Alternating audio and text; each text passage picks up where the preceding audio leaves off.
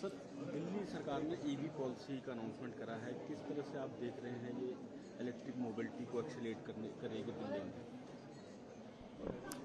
देखिए, बहुत ही सराहनीय कदम है।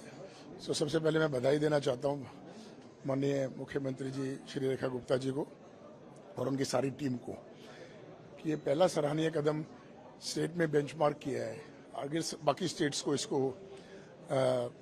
HD हॉरिजॉन्टल डिप्लॉयमेंट हम लोग बोलते हैं, फॉलो करना चाहिए। लेकिन हमारे लिए जो सबसे पहले टू व्हीलर जो है इस इंडस्ट्री में ज़्यादा यूजेज है, जो 50 से 60% अपना फॉसिल फ्यूल यूज़ करता है, और दूसरी है कार, तीसरी है बसेस। और तो बसेस में ऑलरेडी कर चुके हैं और अब इसके माध्यम से अपने पर्यावरण को सबसे बड़ा बेनिफिट है और फॉसिल फ्यूल जो अपनी इंपोर्ट डिपेंडेंस है वो कम होती है। आत्मनिर्भर भारत की तरफ हम आगे बढ़ते हैं। तो टू व्हीलर के अंदर में लोकलाइजेशन काफ़ी परसेंटेज तक हो चुका है। लोकलाइजेशन कारों के अंदर अभी कुछ चैलेंजेस आ रहे हैं जो हम सब मिलकर SHM के माध्यम से उसको ईज ऑफ डूइंग बिजनेस और कुछ ड्यूटीज में रैशनलाइजेशन है, हम सरकार से टेकअप करा हुआ है। सरकार बहुत पॉजिटिव है, उसको कंसिडर कर रही है। सर, ईवी को लेकर जो है तमाम कंपनीज अपने प्रोडक्ट लॉन्च कर रही हैं और मार्केट में आप एज ए कंपोनेंट कंपनी किस तरह से इसको अपने लिए अपॉर्चुनिटी देख रहे हैं? किस तरह से कंपोनेंट का यूज ज़्यादा बढ़ेगा इलेक्ट्रिक मोबिलिटी में? तो इसमें सबसे बड़ा चैलेंज है R&D का और कॉस्ट का। आपको मालूम है कि चाइना के अंदर में इस वक्त लगभग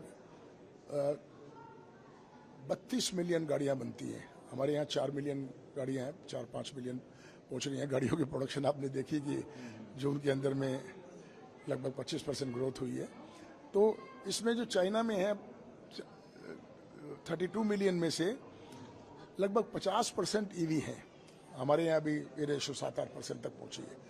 तो जो 50% EV पहुंचने के लिए हमें अपनी कॉस्ट ऑफ प्रोडक्शन को और R&D को बहुत देखना पड़ेगा। तो आज भी प्रश्न आए थे R&D को कुछ और सरकार बेनिफिट दे जिससे कि हम इनोवेशन और R&D करके अपने प्रोडक्ट घर में बनाएं। आज कई एरियाज के अंदर में चाइना डिपेंडेंस काफ़ी है जो धीरे धीरे कम हो रही है। जैसे मैंने बताया, टू व्हीलर में काफ़ी कम हो गई और 4 व्हीलर में अभी जर्नी शुरू है। तो R&D, इनोवेशन और लोकलाइजेशन, ये तीनों चीज़ें आगे करके सेमीकंडक्टर्स के भी इंपोर्ट हैं, सारे सेमीकंडक्टर, उसमें सरकार की काफ़ी सेमीकॉन पॉलिसीज़, डिफरेंट पॉलिसी के माध्यम से वो भी लोकलाइजेशन हो रहा है। तो जैसे जैसे लोकलाइजेशन होगा कॉस्ट कम होगी और व्हीकल की प्रोडक्टिविटी बढ़ेगी और जो फर्स्ट टाइम यूज़र जो गाड़ी है वो सस्ती होगी, मेंटेनेंस भी सस्ती होगी। सर, जैसे PM के एडवाइज़र ने बोला कि इंडस्ट्री को आगे आना चाहिए और जो क्रिटिकल आइटम्स हैं उस पर चाइना से निर्भरता कम होनी चाहिए, यहाँ पे प्रोडक्शन उसका ज़्यादा होना चाहिए। क्या आपको चाहिए, क्योंकि आप जो हैं इस इंडस्ट्री से हैं, कारों के लिए जो है कंपोनेंट बाइक्स के लिए बनाते हैं, तो आपकी इंडस्ट्री को किस तरह का सपोर्ट सरकार से चाहिए जिससे इस इंडस्ट्री को आगे बढ़ाया जा सके? सरकार पूरी तरफ से, मैं पहले जो बताया मैंने मेरी स्पीच में भी बोला, बहुत पॉजिटिव है। वो चाह रही है कि क्या रैशनल हम लेके आए, क्या इंडस्ट्री के लिए विन हो, क्या नेशन के लिए विन हो, क्या हमारा इंपोर्ट आयात कम हो। और आयात अगर कम होता है कि देखिए, बार बार हम सरकार से सब्सिडी दे दीजिए नहीं मांग सकते। 1-2 साल के लिए तो सब्सिडी ठीक है इनिशियल फेज में। सब्सिडी में हम लोगों का ही टैक्स का पैसा सरकार आगे देती है। तो एक शॉर्ट टर्म के लिए सब्सिडी मांगे और कुछ इंपोर्ट ड्यूटी का रैशनलाइजेशन करें जिससे कि यहाँ लोकलाइजेशन के लिए बेनिफिट हो। सब्सिडीज काफ़ी दे रही है सरकार उस पर और भी आगे ओपन है शॉर्ट पीरियड के लिए। तो वो सब चर्चाएं चल रही हैं और पॉजिटिव रूप में चल रही हैं। Thank you sir. Thank you.